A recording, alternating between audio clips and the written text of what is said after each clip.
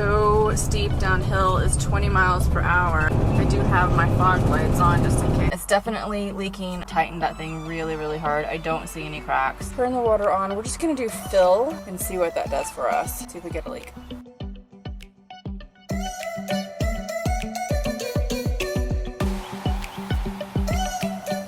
Good morning, story chasers. I'm over in the New Braunsfel, Texas area. I got my hat on today and my hair is frizzy, but it is so humid out here, oh my God.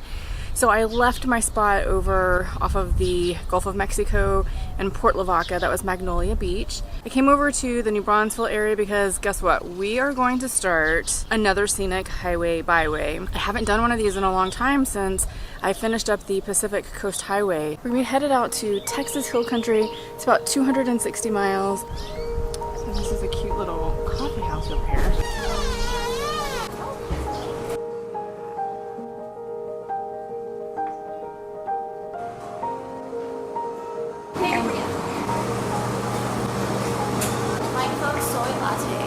Green is one of Texas's oldest communities in this historic area.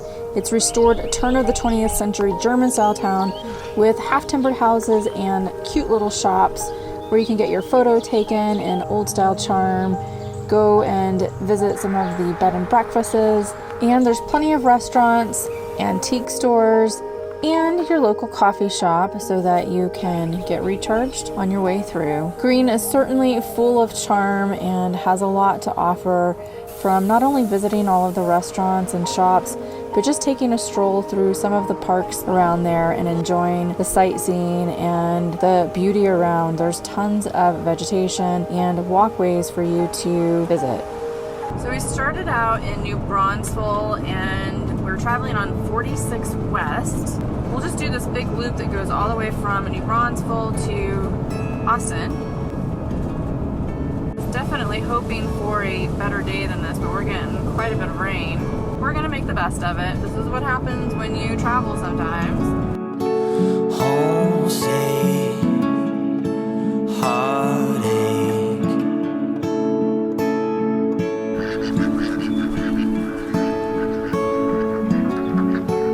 Old friends escape.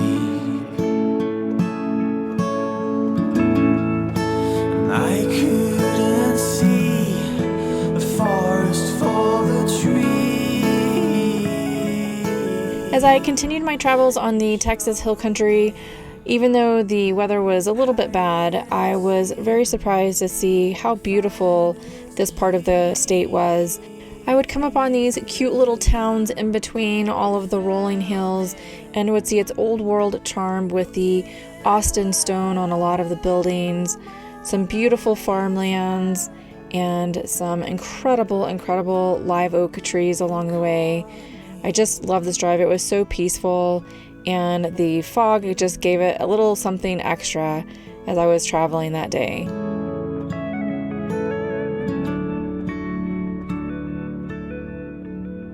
Okay, we're like really up in the clouds now. We did a steep ascent a moment ago. It's just foggy up here, or cloudy, whichever way you want to look at it. But it's pretty beautiful. It's too bad the sun isn't out. You could see a little bit further. I don't know if you can tell, but this is not a hugely steep grade, but it's a pretty big hill to climb over. Can't even see around up there. I do have my fog lights on just in case I need them. Because yep, this is pretty foggy right here.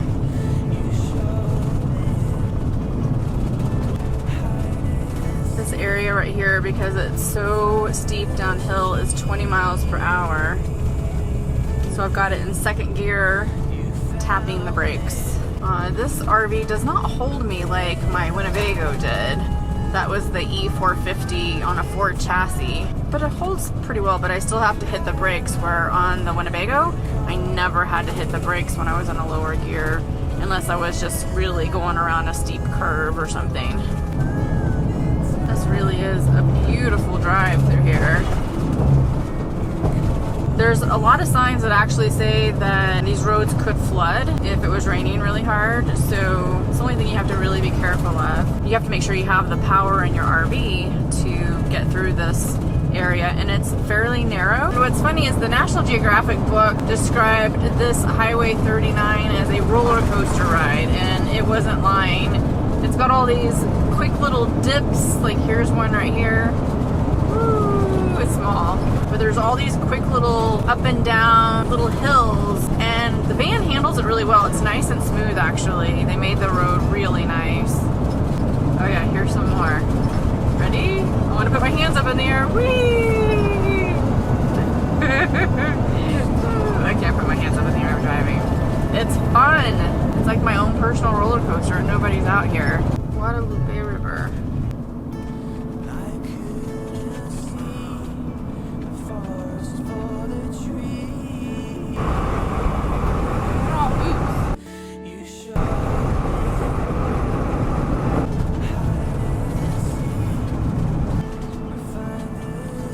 The Guadalupe River that we're kind of following along here.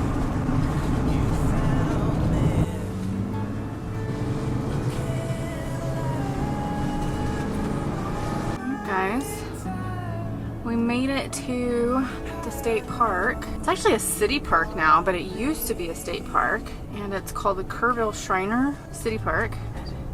I think this is it right here. Maybe 211.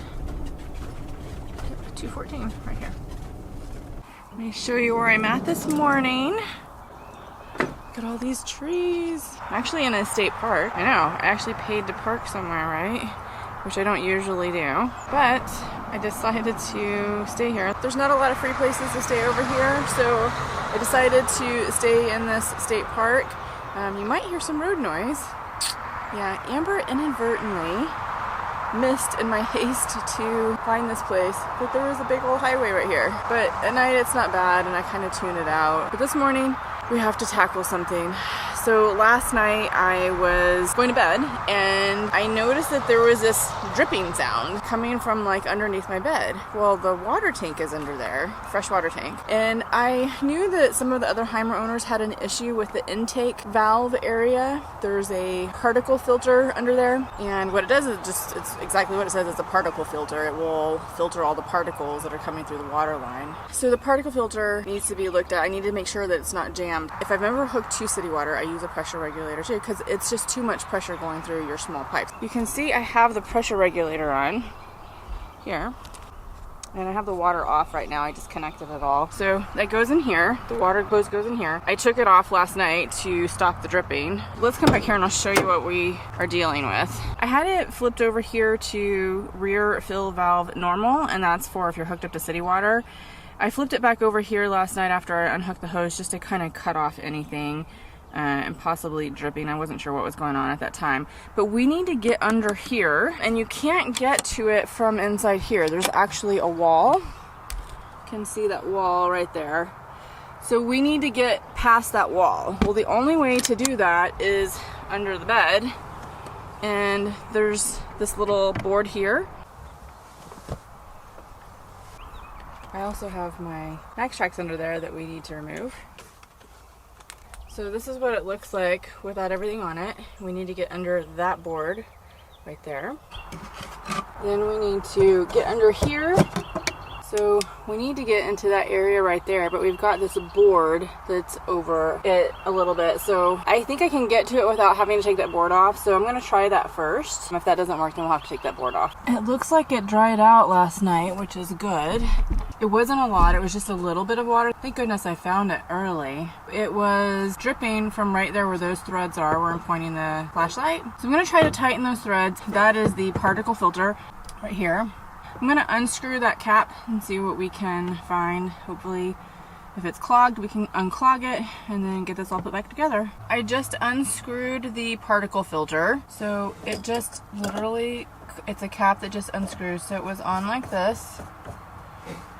And I just unscrewed it. There's nothing in there. Nothing seems to be blocking it. It looks really clean, actually. I did notice that there's a little bit of water inside where the filter is, but that's okay. There should be a little probably bit of water in the line. So we're gonna try that. I'm gonna put this back on first. So I'm gonna go connect the water again, turn the water on. We're just gonna do fill and see what that does for us. See if we get a leak. Connected. Let's go turn the water on. Here it shows that it's at 0. Slowly turn the water on.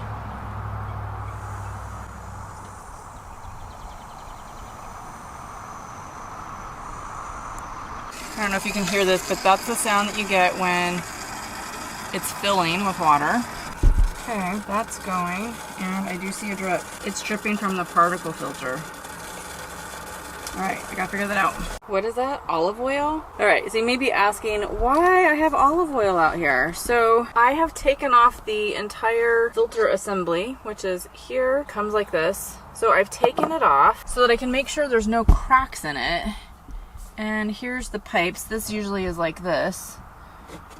So I took it off and I inspected it. There's water marks right here, like calcium deposit, where it's been leaking. And sure enough, I can see calcium deposits around the thread. So I see no visible cracks. O-ring here looks good.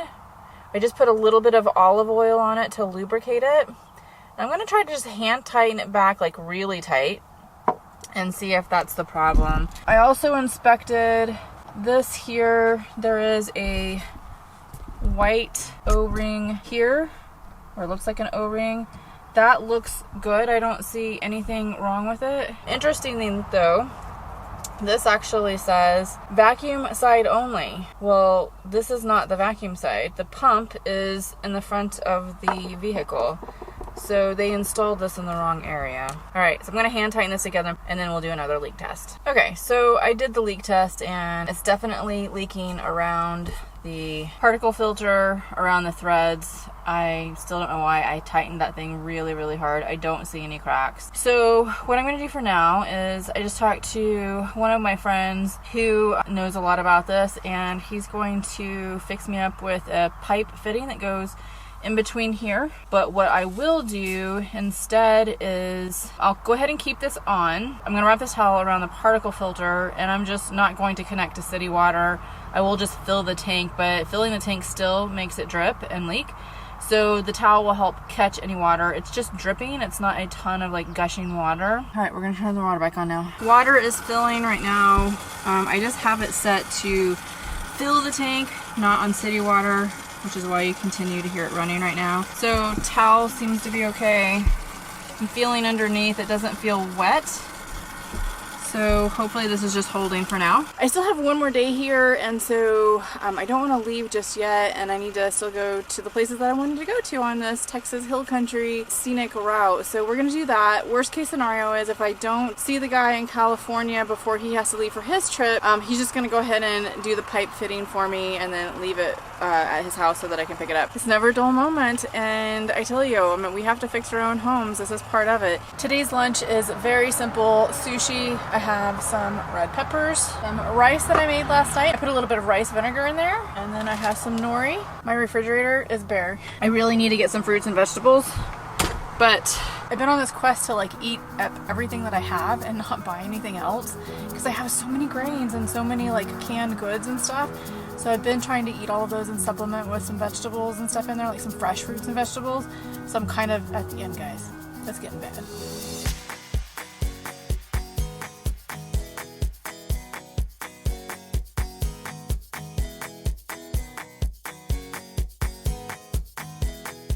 So I came over here to Discount Tire to go ahead and get my tires rotated and balanced. Put about 7,000 miles on them, maybe a little bit more than that, since I got these tires installed. And there is a tiny bit of a shake, which hopefully the balancing should actually correct. Alright, so I did a little bit of a detour backwards. I went from Kerrville to Austin, and then I'm going to backtrack to Fredricksburg. A friend of mine told me about this cute little restaurant called the Vegan Nom with these amazing vegan tacos, and I had to check it out. Definitely one of those keep Austin weird moments when you look around, and it has this beautiful graffiti art and lots of charm as you sit there and you eat your food. Wish you guys could actually smell this. It is amazing. Oh, so much good stuff over here. They have coconut milk ice cream, a coffee shop over here. And then of course the vegan taco shop. Okay, this is called the Birdie Sanders. It's completely vegan tacos. And we've got some red cabbage, avocado, a chipotle sauce, and what looks like chicken, but I think it's tofu.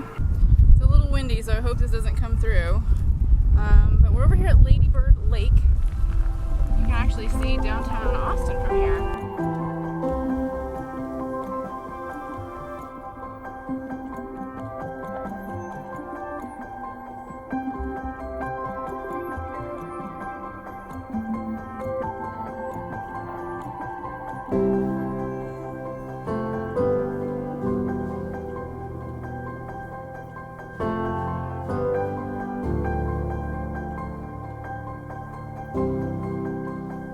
It's just so nice to sit out here at Lady Bird Lake and walk these trails, just kind of reflect on my time here in Texas. So I got my Texas driver's license in the mail, and that was a little weird for me. You've heard me say in the past that I didn't appreciate Texas very much and that I left as quickly as possible in my early adulthood, and part of that is because I had like a pretty interesting childhood. Things were pretty traumatic to me happened. Grew up in Dallas, lots of retail shops, and not the nature that I was seeking. And plus these events that happened in my childhood, I think I just wanted to move away. So hundreds of hours later in therapy, I'm doing much better, and I feel like now I can somehow appreciate it more. And so it's funny because when I got my Texas license plate, I actually texted it to my sister and said, "Can you believe this happened?" Like, nobody ever thought that I would become a Texas resident again. Certainly not me either. But I have loved actually being back here. There's something about Texas that is really beautiful, especially like South Texas. I love these areas. The hill country is really, really beautiful. I've enjoyed actually being able to see this. I've never came to South Texas even as an adult. Didn't explore anything, again, probably because my non-appreciation for this state and wanting to leave as quickly as possible. It's funny because there's a little part of me that feels like this is home, you know what I mean? I guess because I grew up here, but there's like a certain smell, and there's just like a feeling I get being back here. I don't really want to go into what happened to me as a kid. I know everybody has their things as children and things that shape them, and it's just not something that I care to share at this moment. You know, it was definitely something that made me want to get away from here. I definitely was running and seeking out how I needed to live my best life and how I could get past like the things that had happened to me. I knew that I needed therapy. I knew that I needed to figure out how to heal that part of my life before I could move forward with anything else in my life. I did all of that in my 30s and went through tons of therapy to get all of that stuff figured out. Now I'm like so happy with my life. I mean, I say it quite often actually. I feel like, you know, like I have to pinch myself because I really enjoy what I'm doing. A lot of people think that I kind of fell into this, or you know, I was given money. I've actually had some people ask me if I was divorced and I got a settlement because of that, and that's how I'm able to travel. I've asked if I'm independently wealthy. I've been asked if I came into money somehow. Did I win the lottery? You know, I'm an abnormal person, and so that's why this happened to me. And the truth of the matter is, I'm very normal. I'm just like you guys. I just happen to work and figure it out and really plan and actively create. I've actually mentioned this, and it's a little motto on my website called Create, Do, Live. And the Create, Do, Live principle is where you actively create and visualize what you want in your life. The do is putting that plan into action, and the live is actually the result of you reaching your goals. And that's exactly what I did. It took me a while to figure that out and how to actually do it. I mean, it sounds kind of simple, but in my brain it was a little bit difficult because of all the stuff that I went through. And I finally actually, when I started putting that plan together, man, things just started really manifesting in my life. That's something that I'll go into in another video. There's actually so much to do here in Austin area, but I need to get going. I got to get to California so I can fix that plumbing issue, and I got a lot of things that I need to do in order to get the RV ready to go, because I'm either going to Canada for the summer or to Alaska for a good part of the summer, and I need to get that spare tire and everything attached so that, you know, in case something happens, then I have a spare tire. Well, I am very fortunate, man. I just was walking back and was trying to go down this little hill to take a picture of downtown Austin. Fell right on my butt. There was a man there to help me, thankfully. He was as shocked as I was, and I hurt my elbow though. It's not very bad, but it still hurts. And my phone was in my back pocket, and I fell right on my butt. And thankfully my phone's not broken. Camera hit the ground, it didn't break. Alright, I'm gonna go doctor my elbow now. Do you guys remember the song from Waylon Jennings, Lukenbach, Texas? This is it. Just an update about my back. I woke up so sore this morning. My back is killing me from sliding yesterday and falling. My hand is a little bit better, but it's really bruised. My elbow, it's alright. It's just my back. It hurts really bad. So I woke up this morning and my back was in a little bit of pain from the fall yesterday. I'm sure yesterday from the fall, it just jarred everything in my back. I just decided at that point to go ahead and just take some ibuprofen, and I thought it'll be fine. Like sometimes, you know, you just have back pains and stuff. It didn't go away, and I went ahead and drove to Fredricksburg, Texas. And when I went to get out of the car, I could tell immediately, like, I mean, it was fine while I was sitting and driving, but it was not fine once I got out of the car and started moving around. I went and laid down in bed and I took some Advil. Like the lane actually felt like it made it worse. I laid there for like an hour and I was in so much pain, like to the point I was crying. I have a pretty high pain tolerance, and so I ended up getting an appointment with a chiropractor. Back still hurts. I mean, he did a lot of adjustments, like with an activator, almost like an activator on steroids, if you've ever seen what an activator looks like. But just some other like manipulation with his hands, but not like the hardcore stuff, because it was really painful. I just keep icing it while I'm laying in bed, but it hurts. Like, it hurts to stand, it hurts to lay down, it hurts to sit, like everything hurts. I'm here in Fredricksburg for another 4 days. It's Friday. They close on the weekends, the chiropractor does, so I'm gonna go to a 9:30 appointment on Monday. I'm hoping by then that things will be a little bit better, and do another manipulation, and that'll get me to California at least. So I'm hoping that once I get to California, I'll just find another chiropractor, and I may sit there for a while, for like 3 or 4 weeks, and just take care of my back. I know that I needed this for a long time and I just neglected it, and now I'm paying the price for it. And I think the fall just was the straw that broke the camel's back, if you will. So anyways, I'm here for 4 days in Fredricksburg. Not a bad place to be in, except I can't really go explore it. I wanted to go to the National War Museum for the Pacific War, and I can't even walk enough to get in there. So I'm hoping that by tomorrow I'll be better. Maybe I can actually explore it. We'll see.